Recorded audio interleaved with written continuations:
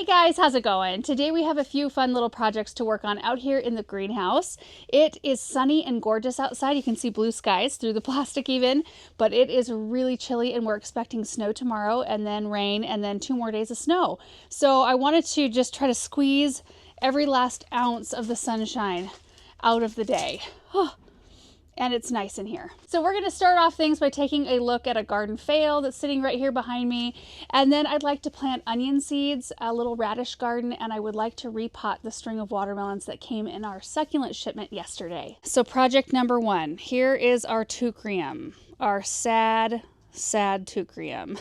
I planted, boys, be nice.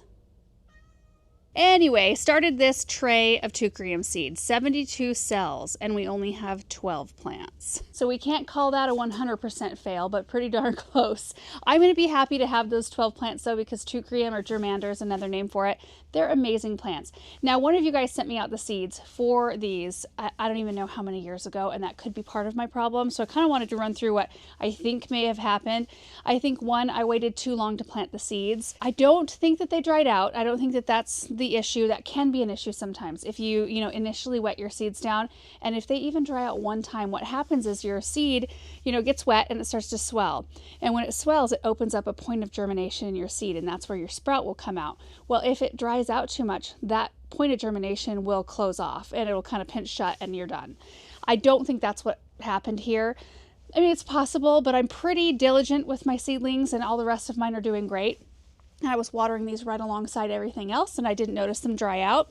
But never say never, I guess. So I think it could have been the age of the seed, and I don't know if teucrium needs a stratification period, which means some seeds need to be subjected to a certain number of weeks of cold, like really cold temperatures, in order for them to germinate.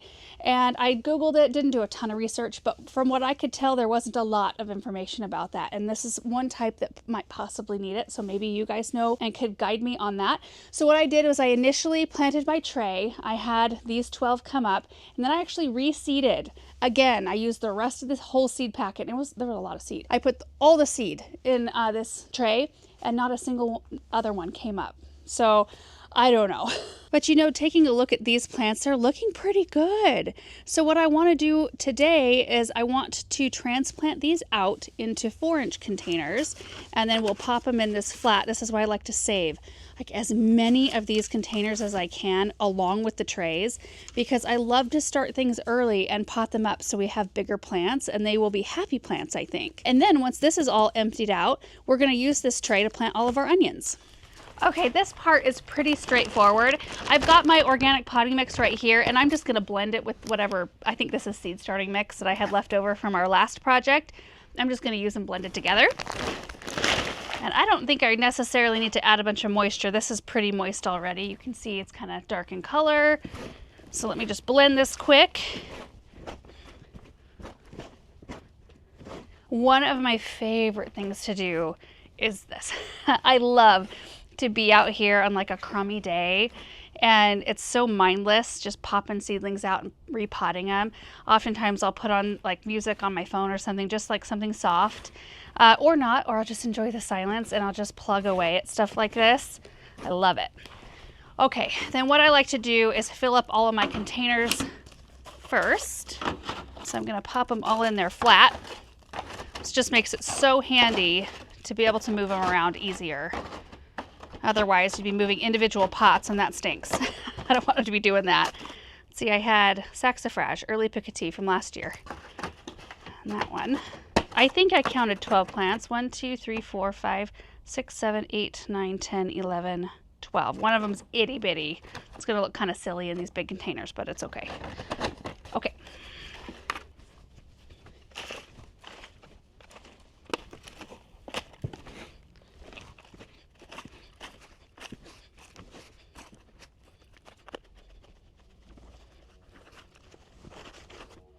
Okay, and then we'll take our cell pack that has 1 plant and we just guide it out. Looks like it's already tried to pop over into the other cell with its roots. Look at that. I'm gonna save all those. And then we come over here and make a well and pop this one down in. I'll get close up here in a second so you can see. I'm actually going to prune a few of these too.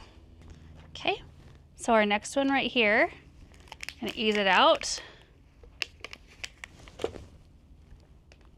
Make our well and pop it in. Oh, awesome. Just continue doing that until we're all done.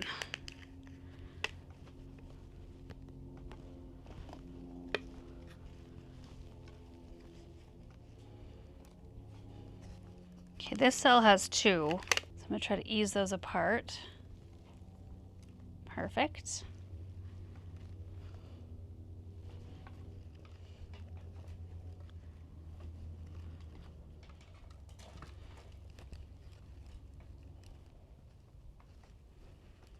Okay, this is the one that's gonna look really silly.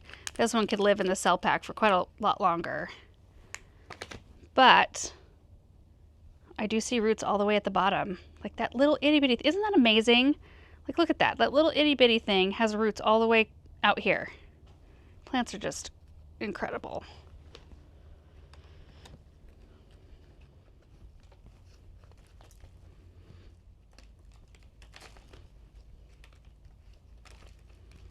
Okay, now I am not keeping any of this soil because I have had a few fungus gnats in the studio where this has been.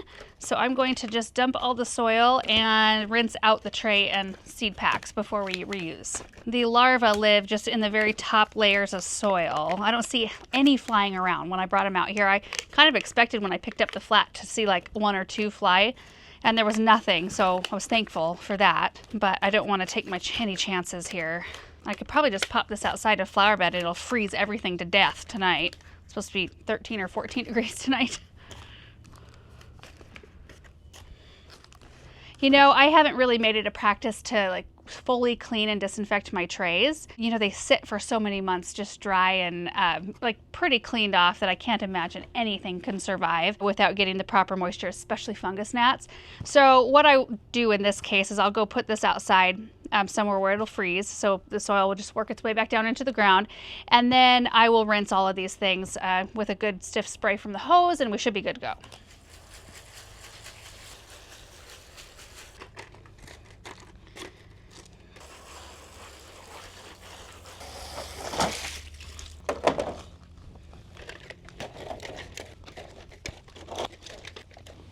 How am I one short? Oh, this one.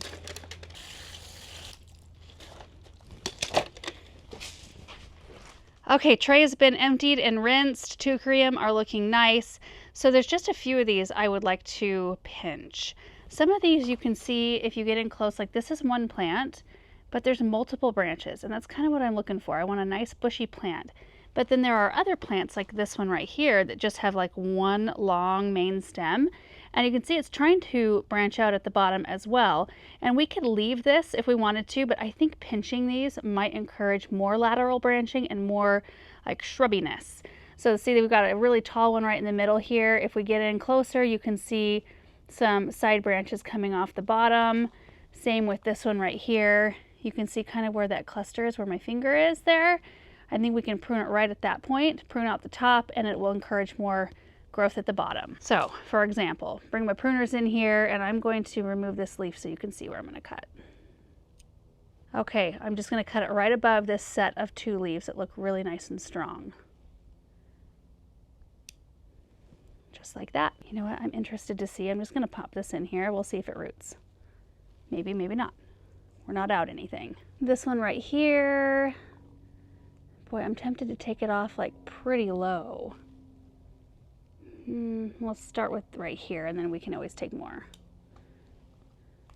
Yeah, I think I'm comfortable with that. And again, I'm going to pop this one in just to see what happens. And this one here, I'm going to take down to about right here. Yeah, that'll be a nice bushy plant. Okay, let's see if any more need it. I might let these get, well, this one, I might let them get a little bit bigger first before I do any pruning. This one's pretty nice. That.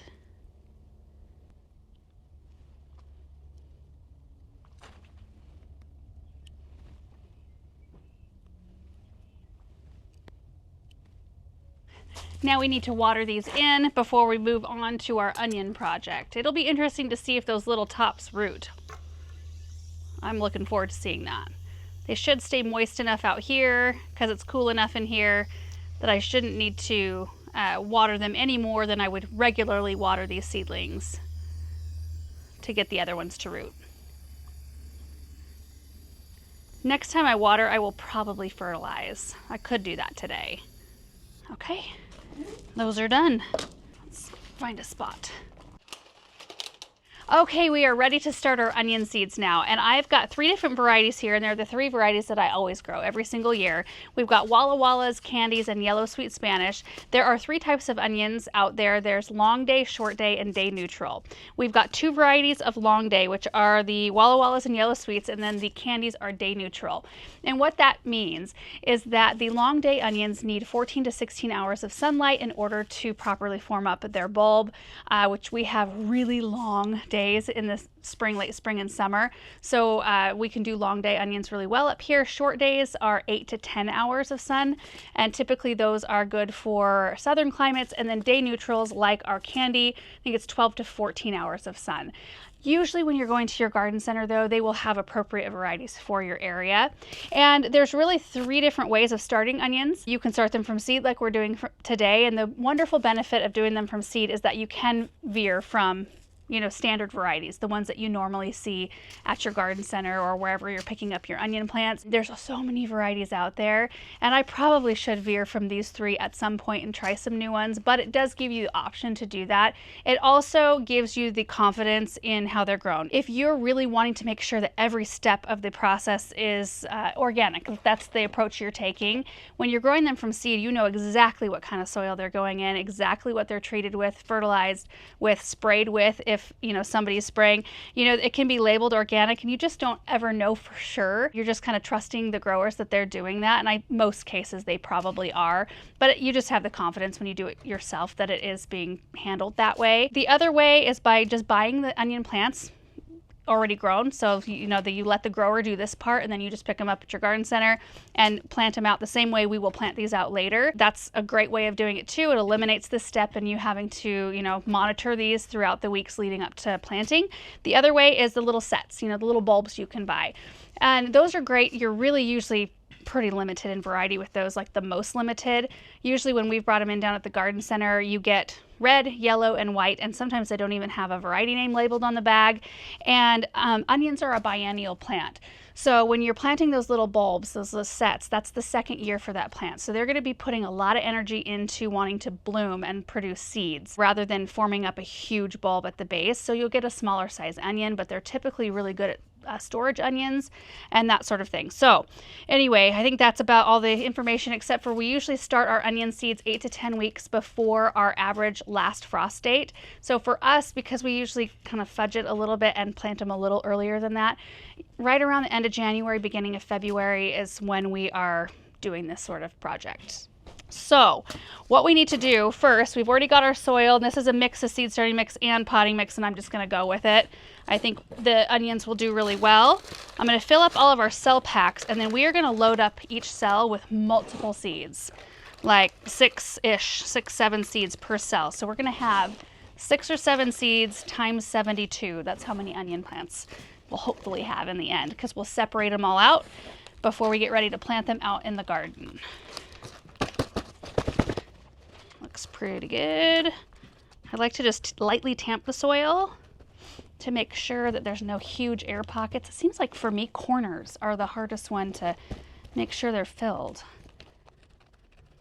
Okay, I'm gonna go grab some labels really quickly, because that's the next thing we wanna do. We don't wanna confuse our seeds here. Okay, so I've just got 3 white tags and my garden marker, and I'm gonna make these up. Walla Walla, Candy, and Yellow Sweets. Okay, so Walla Walla's here. Let's see, I think we can do equal amounts of each one. We plant our seeds 1/4 of an inch deep, which means I could probably, and here's what I'm gonna do. I should have done this in the beginning. Let's leave them 1/4 inch down with soil, and then we'll add more soil to the top instead of making a well. because I'm going to use all the top of the soil for multiple seeds instead of just making like one single, you know, hole for the seed to go in. Didn't really think that one through, did I? And onions like to germinate at warm temperatures, so we are going to put this in the studio. I'm not going to put it on a heat mat. I don't think. You can. I could leave it out here and pop it on a heat mat and they would germinate probably pretty quickly. But I've got a spot where the 2 cream just left, so we're just going to pop them right there. Okay. Make sure that these are all down about 1/4 of an inch or so.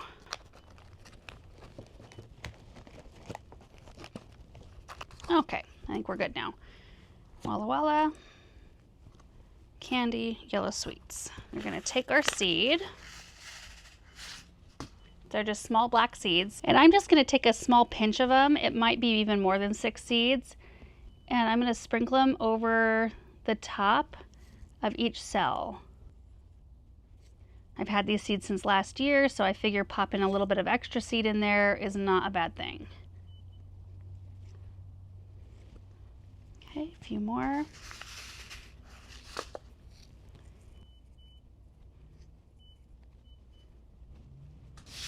Okay, Walla Wallas are done. So we'll go in and top dress with about 1/4 inch or so of soil.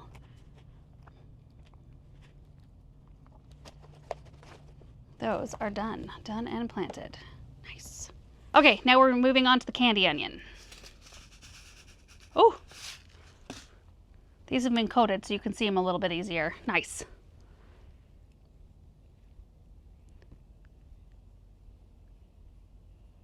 Okay, so there's the candy onions. Again, I seeded thickly because I did pick these seeds up last year as well, working off the same seed packet. So I'll take a little bit of soil and just top dress.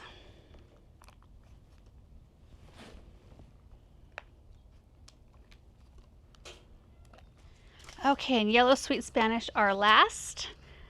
I might be knee-jerk reaction on the amount of seeds I'm planting because last year I had pelletized onion seed from a year or 2 prior to when I was planting them. And I planted up my whole tray and hardly any of them came up because pelletized seed, if you don't use them in the year that you've bought them, their germination rate goes way down. They do not have a good storage life like they would if they were uncoated.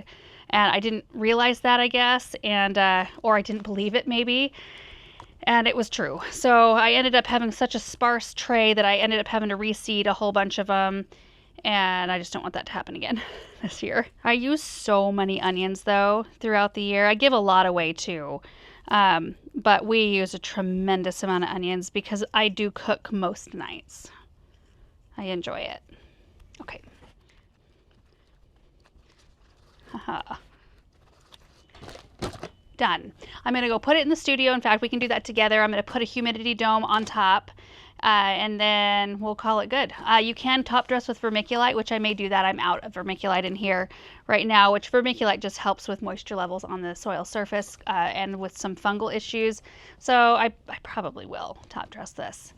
Anyway, and then we can take a look at the onions in the root cellar. I'm going to water while we're out here because my Mesto sprayer happens to be out here.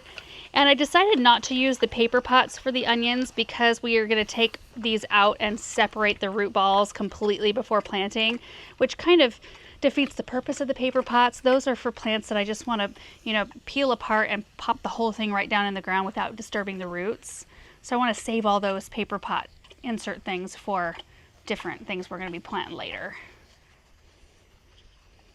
And for those of you who have bought one of these Mesto sprayers, I have noticed not very much, but like I think maybe recently I noticed one of you comment on the fact that you weren't able to get it to spray. And something I didn't know about these until I did a little research, there is a max fill right here. You barely see it.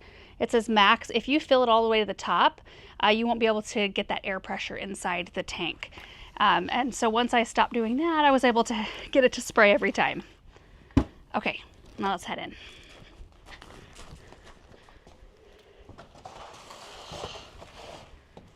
So this is where the 2 cream came from, and you can see I've got these little yellow sticky traps, and there's nothing on them. Oh, there's one. There's one fungus gnat on that, so I'm doing pretty good in here. Thankful for that. Okay, other than vermiculite, we're done. We're about ready to need to pop the artichokes and geraniums out. And little update, Every single one of our herbs has come up, including the parsley. That's the last one we were waiting for. It just came up, and then there's our rosemary right there, and they're looking great. Okay, now to the root cellar. Okay, so you can see currently it's 38 degrees in the root cellar, 51% humidity. It usually hovers between like 35, 45 degrees. And then our humidity is usually right around 60, so it's a bit low right now.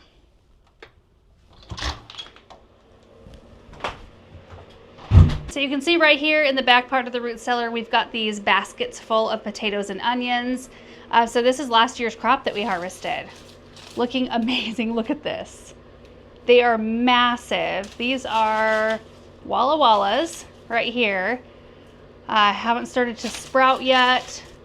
Nice and firm. We've got candy onions right here. We can get some nice big size onions from our crop. And some nice small ones too. More candies down here. Yellow sweets right here. And then let's check on, what are these? These are the Huckleberry Golds. Check on our potatoes. Still looking great. Notice the eyes are just starting to show themselves a bit. Here's some red Pontiacs. Bigs. We try to do smalls and bigs so that I can work through all the smaller potatoes first because they typically don't store quite as nicely. Look at that red Pontiac right there. Beautiful. Keep them in burlap to keep light off of them. It's dark in here though and we don't have our light on, of course. I don't know what these are. Oh, German butterballs. Oh, and there's our dahlias. Ooh. Ooh, they are looking good and feeling good. First time I've ever done the plastic wrap method. It's the first time I've checked on them too all winter. And they feel great. Oh, it's always encouraging when things like that work out. Okay, cherry bell radish. This is our next project, and it looks like this packet has been through the ringer. Hopefully the seeds are all good. They sound loose in there, like they haven't been wet. I don't know. Radishes are a wonderful crop to start if you've got a cold frame or something where it can stay between like 55 and 75, which is what it stays here in this greenhouse. That's the temperature that they germinate best at. So I just want to fill up a really pretty container full of radish seeds and maybe even some little topiary forms for decoration and just have this cute little radish garden. Just for fun. Okay, got my container right here. Picked this one up at Far West last winter. I don't know if you guys remember that. Erin and I were on a shopping trip and we picked this up, and I had hellebores in it last year that went out into the landscape, and I think it would be pretty to have just some leafy green something in here. And I'm going to use all this soil.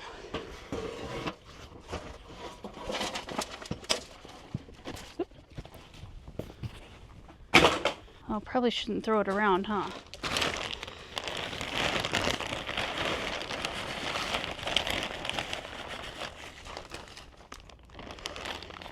So I have these really sweet topiary forms that I thought would be really pretty, just as like little decorative things in here. I think I'm gonna plant my seeds first. Do I like that? Yeah, that's really pretty. Especially when it's got greens all around them. We're gonna go about 1/2 inch deep with our seeds. So I'm just gonna sprinkle them over and then just turn them underneath the soil with my fingers.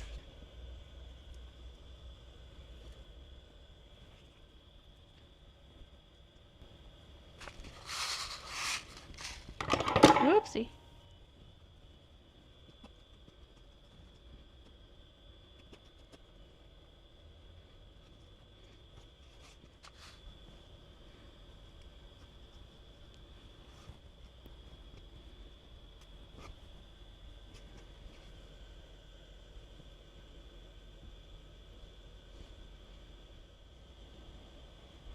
The middle, I think this needs to be moved over.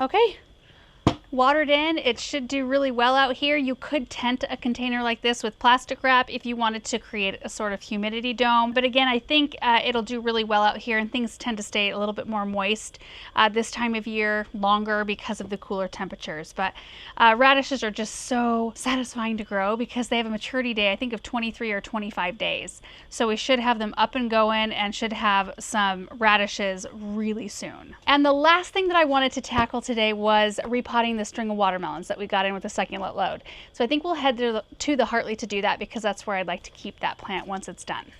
Okay, here are the string of watermelons, and they are so beautiful. I instantly knew when I unpacked these that I wanted them to be in their own container. So I'm gonna pot both of these 4-inchers in this 8-inch container right here, and that should keep them happy for a while because we've got a container that's a little bit deeper, and they will have, you know, quite a bit of space on either side of the plants to grow and fill in.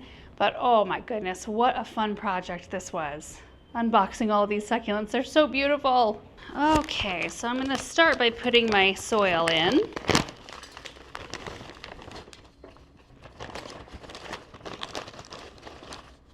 Try to do this without making an enormous mess. Okay, I'm gonna slide one of these out so I can use this pot as my well, I don't know if I'm gonna make holes with my pots. I think I'll just plant one and then plant the other. That one, roots look good. I'm not gonna rough them up at all.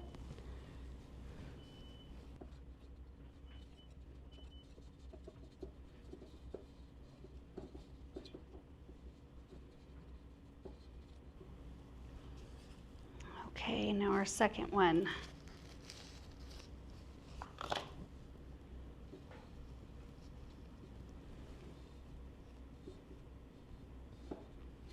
Pretty good. Okay, I think we've got room for a little bit more soil in here. And it looks like there's some branches with roots. Let me get close. Yeah, like see right there, all of these roots right here, we can pop those down in the soil. And so I'm just going to gently undo this plant. It's not super tangled or anything. And try to manipulate the branches around and place them so that maybe our whole soil surface will be sort of filled. There's one. Looks pretty good. Now we'll water it in.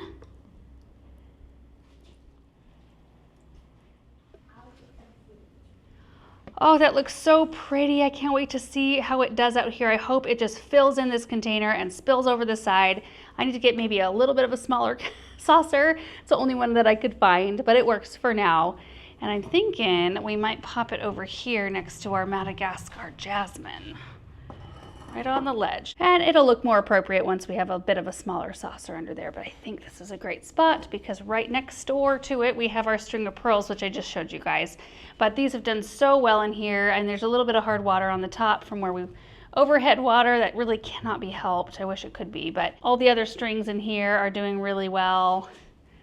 This one's doing great, look at that. So yeah, I think that they will like it in here. And you guys, that is gonna wrap it up for today's projects. Just a bunch of little things that I wanted to get done, and we did it. It makes me feel really accomplished after days like that when you can, you know, check a lot of things off the list. Now with the rest of these succulents, Aaron ordered these, and he was thinking that I could put together a bunch of succulent arrangements, which I probably will. But I'm gonna go through these and pick out a few things like the string of watermelons where I just want them to be on their own, by themselves in a pot, just to see how they do. Like things like this right here. I think this is so neat, and I've got several of them. There's one over there. Let's see. I think there's a couple over in those trays, but I'd like to pot those separately, possibly. And then, boy, what were the other things? I love the crassulas like this, and alone in a pot when they're all in bloom, so pretty. And maybe some of our echeverias too and aeoniums will get potted up separately so we can just let them flourish. Oh, this is another one I wanted to do separately. What is that? Aromiscus filicalis? I don't know. Really cool, super chubby leaves. Anyway, thank you guys so much for hanging out today and watching this video. I hope you enjoyed it, and we will see you in the next one.